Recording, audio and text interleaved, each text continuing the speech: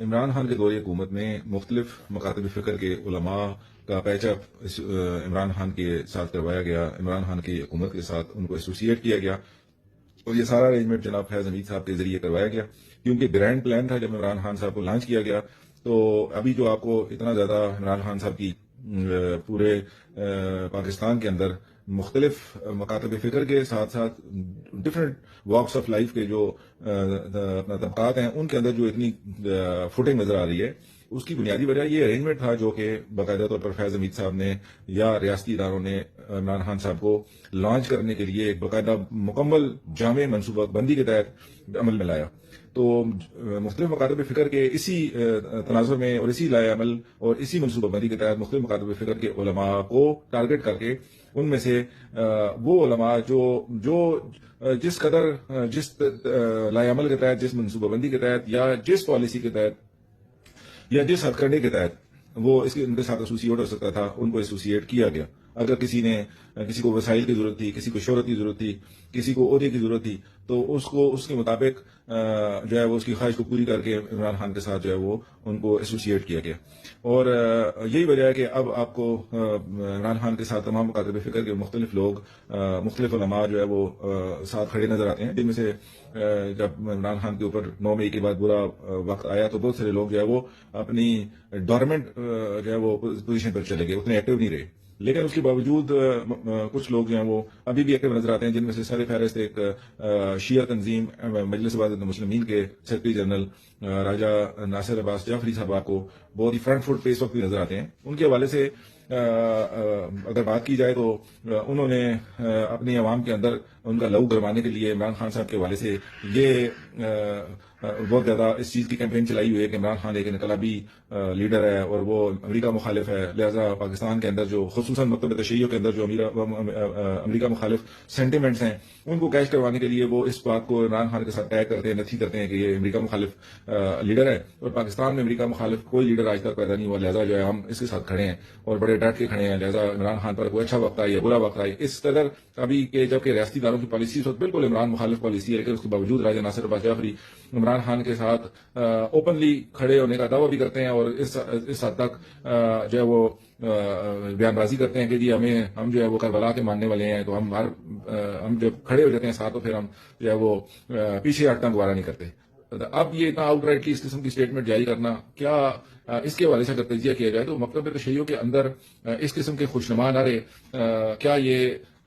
پہلی دفعہ ایسا ہوا ہے کہ یہ لوگوں کو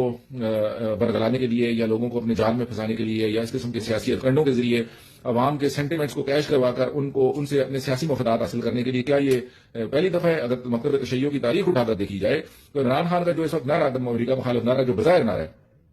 اس نعرے سے پہلے کہ ہم اس پر بات کریں ایک تاریخی حقیقت کی طرف اشارہ کرتے ہیں کہ ایک اسلامی برادر ملک کے بارے میں ایک جو چیز ایک تاریخی حقیقت ہے جس کے بارے میں بہت زیادہ بات ہو بھی چکی ہے اور یقیناً بہت سارے لوگ اس بات سے آگاہ بھی ہوں گے کہ ایک اسلامی برادر ملک کا جو ایک حکمران تھا، وہ حکمران کوئی تقریباً 2 دہائیوں سے زیادہ عرصے تک امریکہ مخالف تقریریں کیا کرتا رہا اور اپنی عوام کو ان امریکہ مخالف تقریروں کے ذریعے اپنے سحر اور جادو میں گرفتار کر کے رکھا، اور اس نے 2 دہائیوں سے زیادہ اس نعرے اور اس سلوگن کی آڑ میں 2 دہائیوں سے زیادہ اس مملکت پر حکومت کی۔ اور جب وہ فوت ہو گیا تو اس کے بعد پتہ چلا کہ وہ حکمران، وہ مسلمان حکمران دراصل جو امریکہ مخالف جتنے سینٹیمنٹس عوام کے اندر تھے، وہ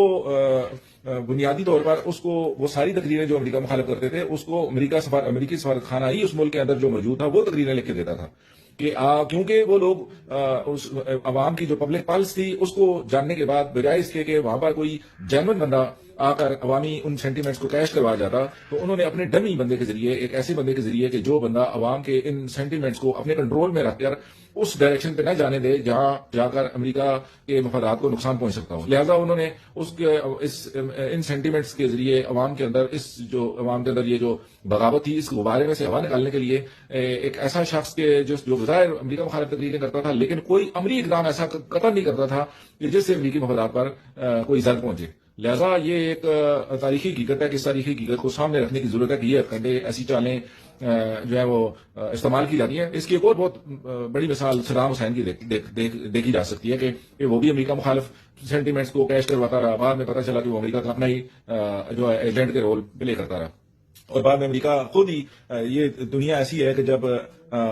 یہ ایسی خطرناک انڈر ورلڈ کی دنیا ہے کہ جہاں پر اپنے ایجنٹوں کو ہی موت کے گاڑ میں اتار دیا جاتا ہے ان سے کام لینے کے بعد. لہذا یہ اس بیک گراؤنڈ سے یا اس سیاسی ہتھکڑے اور چالوں سے آگاہی رکھنا عوام کے لیے، بیداری کے لیے، شعور کے لیے بہت ضروری ہے کہ کیا کیا چیزیں کتنے خوشنما نعرے استعمال کیے جا سکتے ہیں. آپ پر رکھتے ہیں واپس کہ کیا مکتب تشیع کے اندر یہ خوشنما نعرہ کہ جس کے بارے میں جو حکمران ہیں یا وہ مقتدر حلقے ہیں ان کو پتا ہے کہ کون کس مکتب فکر کے اندر ان کی کون سی جو ہے وہ کمزوری ہے. لہذا امریکہ مخالف جو سینٹیمنٹس ہیں تشیع کے اندر اس کو فیض حمید صاحب نے کیش کیا، عمران خان صاحب نے کیش کیا اور لوگوں کو برگلا کر اپنے ساتھ ملایا اور ان سے بھرپور سیاسی مفادات حاصل کیے. کیا یہ جو خوشنما نعرے ہیں مکتب تشیع کے لیے یہ کوئی نئے نعرے ہیں؟ اگر تاریخ دیکھی جائے تو مکتب تشیع کے لیے سب سے خوشنما نعرہ اگر تاریخ میں ماضی میں کوئی لگایا گیا تو وہ امام حسین علیہ السلام کے شہادت کا یا خون کا یا قتل کا انتقام کا نعرہ تھا جو کہ بنو عباس نے لگایا تھا. بنو امیہ کے مقابلے میں بنو امیہ کے اقتدار کو گرانے کے لیے ان کو شیعہ پبلک کی سپورٹ چاہیے تھی ان سینٹیمنٹس کو کیش کروانے کے لیے. انہوں نے یہ نعرہ لگایا کہ ہم امام حسین علیہ السلام کے خون کے انتقام کا نعرہ بلند کرتے ہیں اور ہم اس کا اعلان کرتے ہیں کہ ہم خون کا بدلہ لیں گے. بنو امیہ نے جو امام حسین علیہ السلام کو شہید کیا ہم اس کا بدلہ لیں گے. تو شیعہ لوگوں نے اس خوشنما اور خوبصورت نعرے کی آڑ میں آ کر بنو عباس کا بھرپور ساتھ دیا اور ایسا ساتھ دیا کہ ان جذبات نے جو کہ جینون جذبات تھے اس کو بنو عباس نے وقت کے حکمرانوں نے بھرپور طریقے سے کیش کروایا اور انہوں نے بنو امیہ کی اقتدار کو گرا کر بنو عباس نے اپنے آپ کو اقتدار میں لانے کے لیے تشیع کا پندہ استعمال کیا. اور بعد میں تاریخ نے دیکھا کہ جتنے ظلم و ستم بنو امیہ نے